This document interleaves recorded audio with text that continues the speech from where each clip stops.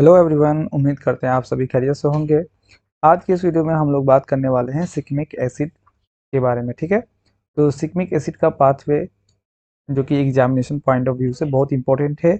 आप देख सकते हैं 2021 और 22 सेशन में पूछा गया है, 2019 और 20 सेशन में पूछा गया है। ये क्वेश्चन 10 मार्क्स के आते हैं, तो आपको इस पे खास तौर से ध्यान देना है। ठीक है, साथ ही साथ ये क्वेश्चन कभी कभी 7 मार्क्स में भी पूछे जाते हैं। ठीक है, तो इसको हम लोग उस हिसाब से पढ़ेंगे कि हमारे दोनों कवर हो जाए, 7 मार्क्स भी और 10 मार्क्स भी कवर हो जाए। चलिए वीडियो को स्टार्ट करते हैं। देखिए, ये क्वेश्चन जब पूछे जाते हैं तो ये दो तरीके से क्वेश्चन पूछे जाते हैं।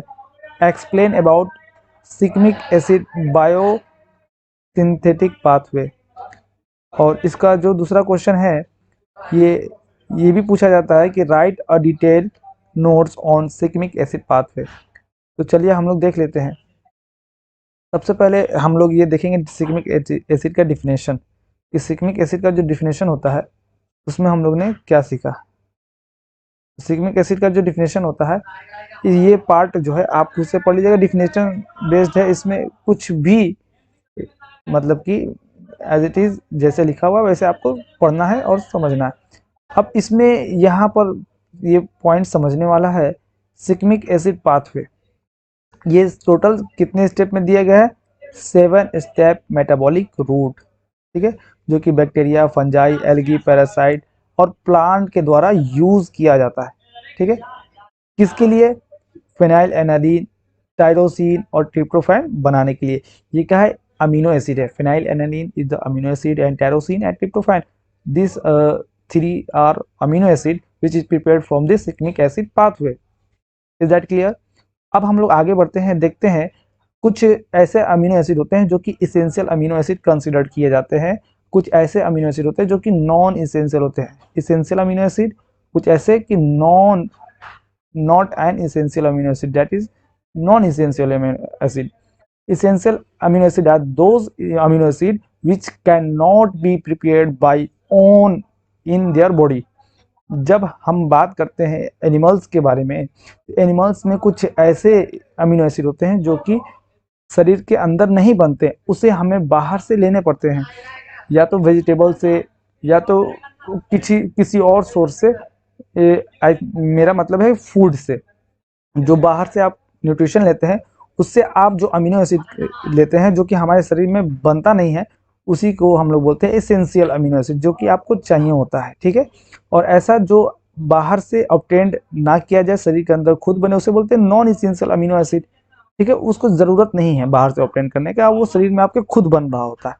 तो हम यहाँ पे जो इसेंशियल और नॉन इसेंशियल पढ़ते हैं, उसमें से जैसे कि हमने सिकमिक एसिड पाथवे में देखा कि फिनाइल एनालिन, टायरोसिन और ट्रिप्टोफैन हम बना रहे होते हैं।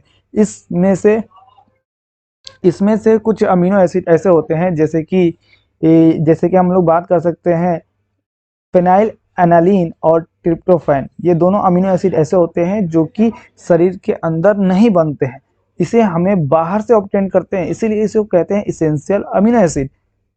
Is that clear? ये हमें बाहर के डाइट से मिलते हैं। और कुछ एनिमल्स ऐसे होते हैं जैसे कि हम लोग भी तो एनिमल्स में ही आते हैं। तो एनिमल्स ऐसे होते हैं कि जो कि सिंथेसाइज होते हैं अमीनो एसिड, उसे बोलते हैं is non essential amino acid. जैसे कि टायरोसिन है, टायरोसिन को फिनाइल एनालिन से ही बनाते हैं, तो फिनाइल एनालिन का यूज करके हम लोग टायरोसिन का प्रिपरेशन कर सकते हैं, इसीलिए इसे कंसिडर किया गया है non essential amino acid. Clear है? समझ में आया? जब हम बात करते हैं role of shikimic acid pathway, ये एक एक लाइन का डिफिनेशन है। आप लोग ये जो ब्लैक हेडिंग में लिखी गई है, आप इसको याद करके भी एग्जामिनेशन में लिख देंगे तो आपको पूरे पूरे नंबर मिलेंगे। ठीक है, अगर आप इसके बारे में दो दो लाइन एक्सप्लेन कर देते हैं तो सबसे अच्छा रहेगा। ठीक है, अब हम लोग आगे बढ़ते हैं, देखते हैं सिकमिक एसिड पाथवे। इस पाथवे को आप जैसे भी करके इसको रट जाइए।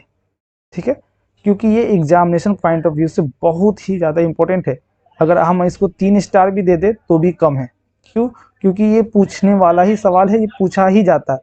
ठीक है, तो देखिए जो सिकमिक एसिड पाथवे होता है, उसमें जो स्टार्टिंग प्रोडक्ट हम लेते हैं phosphoenol pyruvic acid. Phosphoenol pyruvic acid, आप इसको शॉर्ट शॉर्ट में लिख करके याद कीजिए, फॉस्फोइनोल पैरविक एसिड। ठीक है, पीईपी पेप। और इरिथ्रोस फॉस्फेट, इरिथ्रोस फॉस्फेट। देखिए इसको आप शॉर्टकट में लिख करके याद करेंगे तो याद हो जाएगा, और एग्जामिनेशन पॉइंट ऑफ व्यू से आप उसको लिख करके याद कीजिएगा तो सबसे अच्छा याद होगा, ठीक है। सबसे पहले इसको लिख के याद कीजिए, फॉस्फोइनोल पायरुवेट से इरिथ्रोस फॉस्फेट दोनों आपस में जब मिलते हैं तो हमें एक कार्बन है, 1 2 3 कार्बन एटम है, और 1 2 3 4 है, तो ये 4 है और ये 3 है, तो 7, total 7 number of carbon atom है, दैट इज हेप्ट। हेप्ट मतलब होता है 7 कार्बन एटम। देखिए 1 2 3 4 5 6 7 कार्बन एटम बना, क्लियर है। इसमें कार्बोक्सिलिक एसिड है, वो वाला पार्ट यहाँ पर है, C double bond O PO3H2। ये जो पार्ट है ना, देखिए हम आपको बता रहे हैं कैसे, यहाँ वाला part C double bond O as it is यहाँ पर जुड़ा हुआ है, दिख रहा है, C double bond O CH3 यहाँ पर जुड़ा हुआ, फिर ये वाला पार्ट जुड़ गया यहाँ से, दिख रहा है, ये 4 कार्बन एटम वाला ये वाला पार्ट जुड़ गया, जुटा कि नहीं जुटा। अब देखिए इसका जो नाम दिए हैं, 2 पे केटोन ग्रुप है, 2 पे केटोन ग्रुप है, क्लियर है। 3 पे डी ऑक्सी, यहाँ पर कोई ऑक्सीजन नहीं है, दिख रहा है, ऑक्सीजन सब में है, तो यहाँ पे डी ऑक्सी मतलब कि यहाँ पर ऑक्सीजन अब्सेंट है, तो 2 केटो 3 डी ऑक्सी। 7 नंबर पे फॉस्फेट ग्रुप अटैच है, 7 नंबर कार्बन ये वाला, और इस पर फॉस्फेट ग्रुप अटैच है, क्लियर है। और ये डी कन्फिग्रेशन का है, ग्लाइको यानी ग्लूकोज मॉलिक्यूल इसमें मोइटी मौजूद है, शुगर मोइटी मौजूद है, और हेप्ट मतलब होता है 7 कार्बन एटम है। ओइनिक एसिड यानी कार्बोक्सिलिक एसिड की वजह से, जो मेन फंक्शनल ग्रुप है उसकी वजह से ओइक एसिड इसमें लग गया है, क्लियर है। तो इसका नेमिंग भी आसान है, आप एक बार देखेंगे तो आपको इजी लगने लगेगा, ठीक है। तो पहला जो स्टेप मतलब कि आपने देखा, फॉस्फोइनोल पायरुवेट्स और इरिथ्रोस 4-फॉस्फेट जब आपस में मिलते हैं तो क्या बनाते हैं, 7 नंबर कार्बन 7 कार्बन का एक कंपाउंड बनाते हैं, ठीक है, जिसका नाम क्या होता है 2 keto 3 2 keto 2 keto 3 deoxy 7 phosphate D glucoheptonic acid, clear है। अब इस कंपाउंड से फर्दर इसमें हम लोग क्या करते हैं, रिंग में कन्वर्ट कर देते हैं, ठीक है। जब रिंग में कन्वर्ट करते हैं तो अभी भी 1 2 3 4 5 6 और 1 7 मेंबर है, ये रिंग के बाहर है, बाकी सब रिंग के अंदर है, दिख रहा है आपको, जी बिल्कुल। अब यहाँ पर जो OH ग्रुप है, ठीक है, यहाँ पर जो OH ग्रुप है इसमें क्या हुआ, OH ग्रुप को हमने रिमूव कर दिया, ठीक है। जब OH ग्रुप को जब रिमूव करेंगे तो जाहिर सी बात है ये कार्बन की जो वैलेंसी है वो एक कम हो जाएगी, उस वैलेंसी को पूरा करने के लिए ये डबल बॉन्ड यहाँ पर बनाएगा, जिससे कि इसका नाम जो है ना 3 डिहाइड्रोक्विनिक एसिड, 3 1 2 3 1 2 3, ठीक है, 3 डिहाइड्रोक्विनिक एसिड। अब यहाँ पर क्या हुआ, 3 डिहाइड्रोसिक्मिक एसिड, अब 3 डिहाइड्रोक्विनिक एसिड से क्या बन गया, 3 डिहाइड्रोसिक्मिक एसिड बन गया, क्लियर है। और उसके बाद से सिक्मिक एसिड बन गया, क्लियर है। तो ये सिक्मिक एसिड का प्रोडक्शन कैसे हुआ समझ आया, यहां तक आप एज इट इज याद कर लेंगे, ठीक है।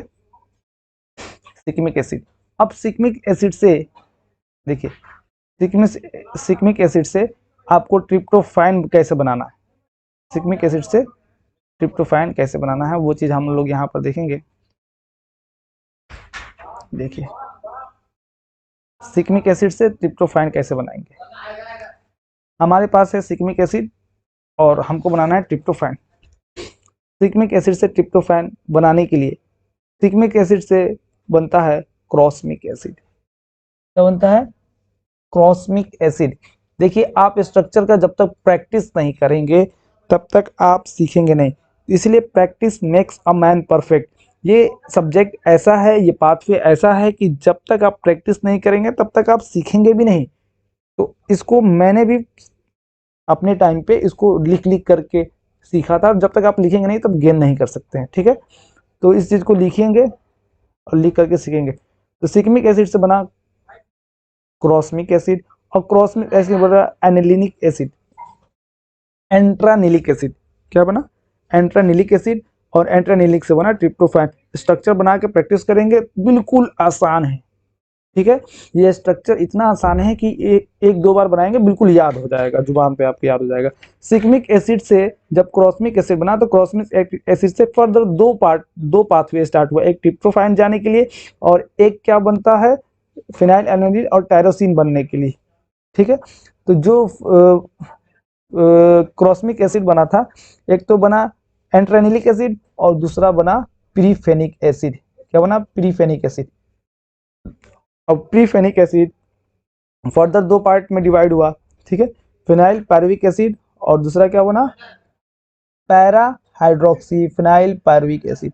पैरा पोजीशन पे हाइड्रोक्सी ग्रुप जुड़ गया, बाकी ये सब सेम है, दिख रहा है दोनों में सेम है, लेकिन पैरा पोजीशन पे हाइड्रोक्सी OH ग्रुप को हाइड्रोक्सी ग्रुप बोलते हैं। तो यहाँ पे पैरा पोजीशन पे जब हाइड्रोक्सी ग्रुप जुड़ेगा तो ये सेम हो जाएगा। क्लियर है, देखिए हम थोड़ा सा इसको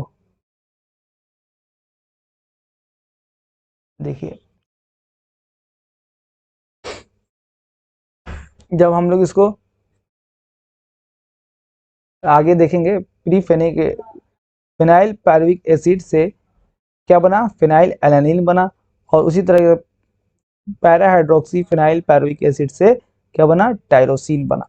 एक बार स्ट्रक्चर जब तक प्रैक्टिस नहीं करेंगे तब तक आप सीखेंगे नहीं, तो स्ट्रक्चर का प्रैक्टिस करना अभी से स्टार्ट कर दे। Production of amino acid and shikimic acid pathway complete हुआ। आप जो है यहाँ पर जो पार्ट्स दिए गए हैं इसको एक बार पढ़ेंगे, पढ़ करके सीखेंगे।